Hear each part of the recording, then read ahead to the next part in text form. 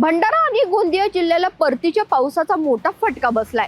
शेतकरी आत्महत्या करणार नाही यासाठी देशाचे पंतप्रधान आणि महाराष्ट्राचे मुख्यमंत्री यांनी तातडीने लक्ष द्यावं, तर चक्क प्रधानमंत्री आणि मुख्यमंत्री यांना उडवून देईल अशी धमकी खासदार प्रशांत पडोळे यांनी दिली आहे। चला तर पुढे पाहूयात काय म्हणाले प्रशांत पडोळे। सर्वप्रथम मी भारताचे प्रधानमंत्री नरेंद्र मोदीजी आणि महाराष्ट्राचे मुख्यमंत्री फडणवीस साहेबांना प्रश्न करू इच्छितो, त्यांना सांगू इच्छितो का आमच्या शेतकऱ्याच्या आत्महत्या आता होणार नाही।